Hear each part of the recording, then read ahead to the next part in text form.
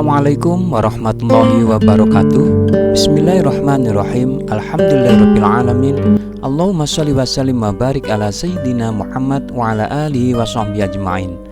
Sahabat ngaji dipun yang baik, kali ini kita akan belajar tentang khalifah fil ard atau khalifah di bumi dari Al-Quran surat Al-Baqarah ayat 30.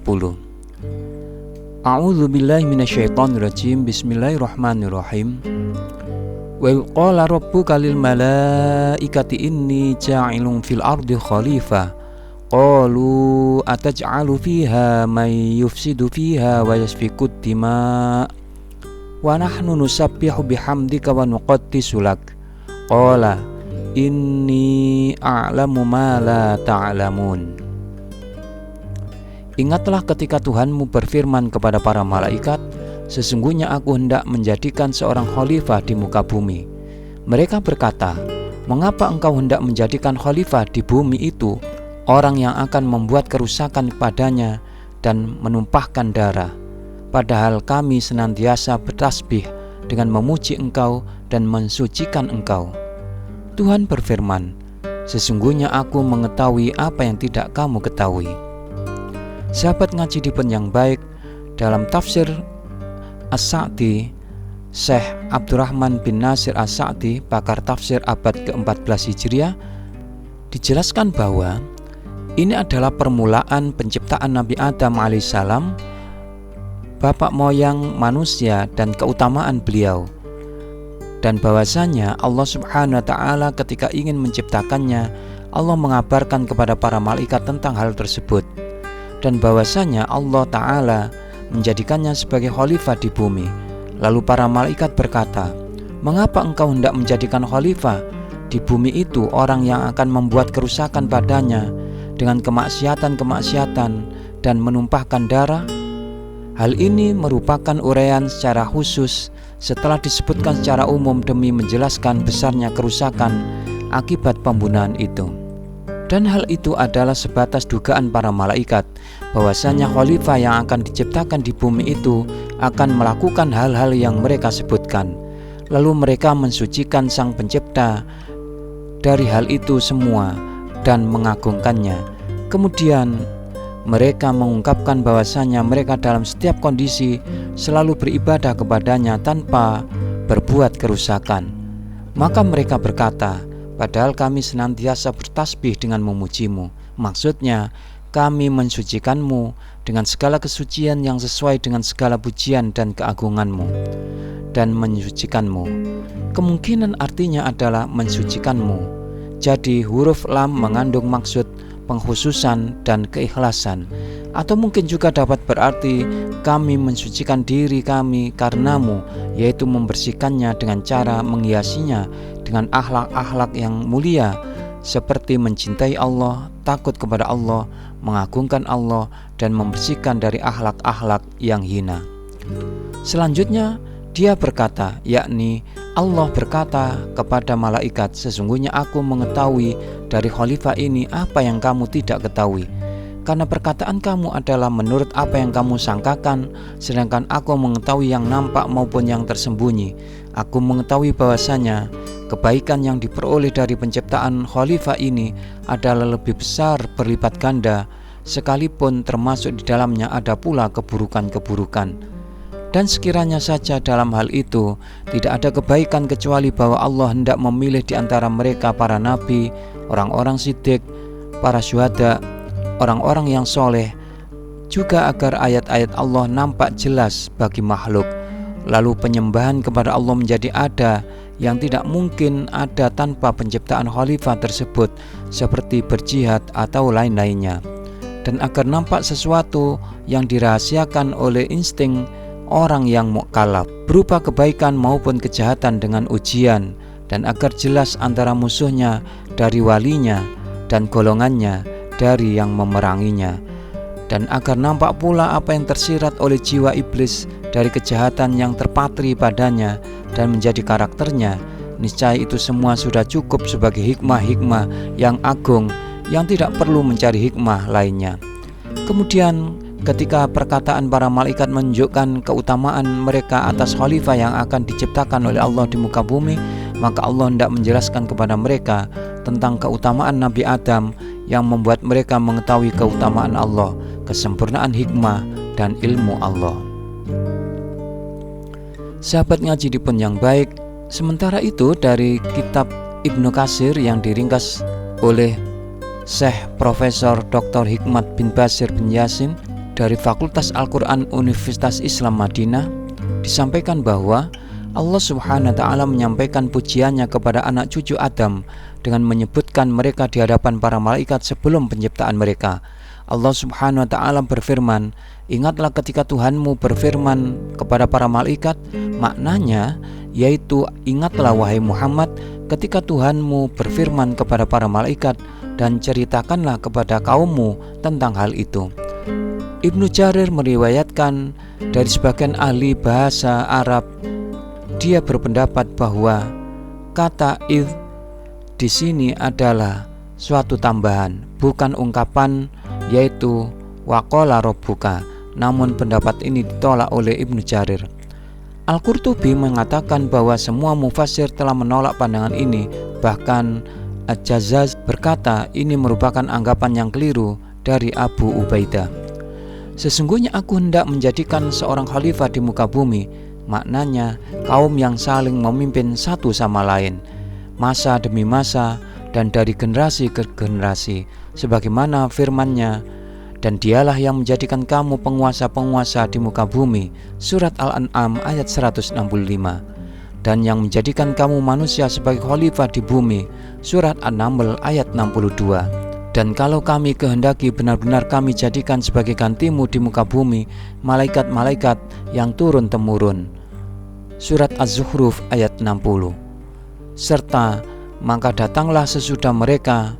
Surat Al-A'raf ayat 169 dan surat Maryam ayat 59. Yang dimaksud dengan khalifah di sini bukan hanya Nabi Adam alaihissalam sebagaimana yang dikatakan oleh sebagian mufassir. Al-Qurtubi menghubungkan pendapat itu kepada Ibnu Abbas, Ibnu Mas'ud dan seluruh ahli tafsir. Terkait hal ini terdapat perbedaan pendapat bahwa perbedaan itu banyak. Fakhruddin Ar-Razi telah menyebutkan hal ini dalam tafsirnya, begitu juga yang lainnya. Yang jelas bahwa yang dimaksud bukan hanya Nabi Adam alaihissalam, karena jika begitu tentu malaikat tidak mengatakan, "Mengapa engkau hendak menjadikan khalifah di bumi itu orang yang akan membuat kerusakan padanya dan menumpahkan darah?" Mereka beranggapan bahwa makhluk jenis ini melakukan hal tersebut, dan seolah-olah mereka mengetahui hal tersebut melalui pengetahuan khusus atau memahami watak manusia. Allah memberitahu mereka bahwa Dia akan menciptakan makhluk ini dari tanah liat, dari jenis tanah liat hitam yang bisa dibentuk. Atau mereka memahami bahwa khalifah yang dimaksud adalah yang memutuskan perselisihan di antara manusia dan mencegah mereka dari perbuatan-perbuatan yang dilarang dan perbuatan dosa. Pendapat ini dikatakan oleh Qurtubi, atau mungkin mereka mengetahuinya dari orang-orang sebelumnya. Ucapan para malaikat ini bukanlah bentuk bantahan terhadap Allah, juga bukan bentuk rasa iri terhadap anak cucu Adam alaihissalam sebagaimana yang dianggap oleh beberapa mufassir. Allah telah menggambarkan para malaikat bahwa mereka itu tidak mendahului dengan perkataan. Maknanya yaitu mereka tidak bertanya tentang sesuatu yang tidak diizinkan bagi mereka. Di sini Allah memberitahukan kepada mereka bahwa Dia akan menciptakan makhluk di muka bumi. Ibnu Qatadah mengatakan, sungguh telah lewat pengetahuan bagi mereka bahwa manusia itu akan berbuat kerusakan di bumi. Lalu mereka berkata, "Mengapa engkau hendak menjadikan khalifah di muka bumi orang yang akan membuat kerusakan padanya dan menumpahkan darah?" Ini adalah permohonan penjelasan mengenai hal itu. Mereka berkata, "Ya Tuhan kami, apakah hikmah dari penciptaan makhluk ini, padahal di antara mereka ada yang berbuat kerusakan di muka bumi dan menumpahkan darah? Jika maksudnya adalah untuk beribadah kepadamu, maka kami senantiasa bertasbih memujimu dan mensucikanmu, yaitu kami akan senantiasa menyembahmu sampai waktu mendatang." Maknanya hal itu tidak bisa kami pahami. Tidakkah hal itu membatasi kami? Allah Subhanahu wa ta'ala berfirman menjawab mereka terkait pertanyaan ini, sesungguhnya aku mengetahui apa yang tidak kamu ketahui. Maknanya, sesungguhnya aku lebih mengetahui kebaikan yang melimpah dalam penciptaan makhluk ini daripada kerusakan yang kalian sebutkan, yaitu sesuatu yang tidak kalian ketahui. Sesungguhnya aku akan menjadikan para nabi dan mengutus para rasul di antara mereka, dan akan ada di antara mereka orang-orang yang siddiq, syahid, soleh, hamba-hamba yang zahid, wali-wali, orang-orang yang berbuat kebaikan, orang-orang yang didekatkan, para ulama, orang-orang yang khusyuk, dan orang-orang yang mencintai Allah Subhanahu wa ta'ala, yang mengikuti para rasulnya. Semoga rahmat dan salam tercurahkan kepada mereka.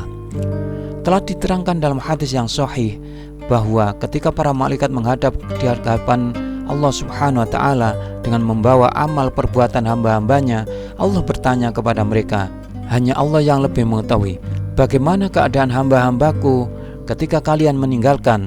Mereka menjawab, kami mendatangi mereka dan mereka sedang melakukan sholat, lalu kami meninggalkan mereka dan mereka masih melakukan sholat. Hal itu karena mereka saling menjaga kami dan berkumpul pada saat sholat subuh dan asar. Mereka menunggu sementara yang lain sedang naik, seperti sabda Rasulullah SAW, amal perbuatan pada malam hari dinaikkan ke langit sebelum siang hari, dan amal perbuatan pada siang hari dinaikkan ke langit sebelum malam hari. Mereka berkata, kami datang kepada mereka sementara mereka sedang sholat, dan kami meninggalkan mereka, mereka juga sedang sholat. Ini ditafsirkan oleh firman-Nya kepada mereka, sesungguhnya aku mengetahui apa yang tidak kalian ketahui.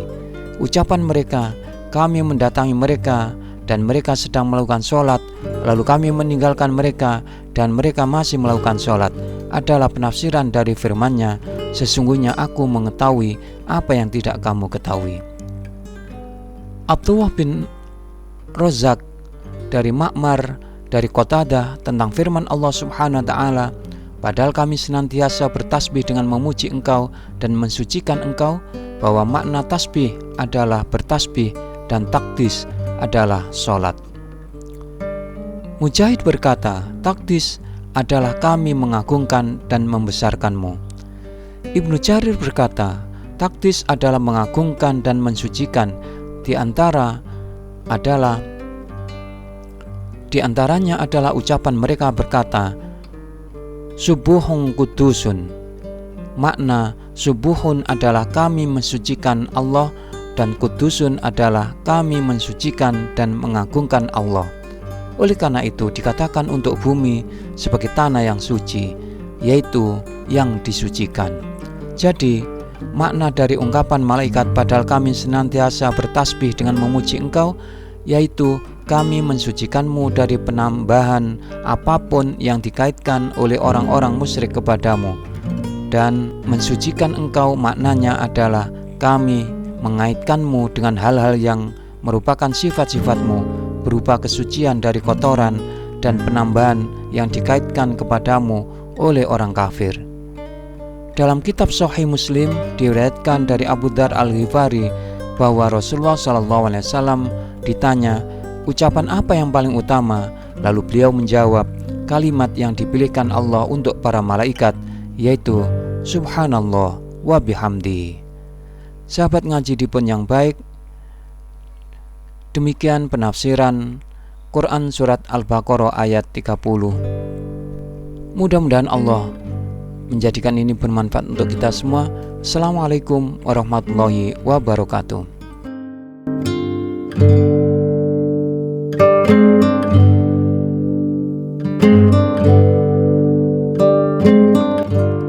Terima kasih ya atas like dan subscribe-nya.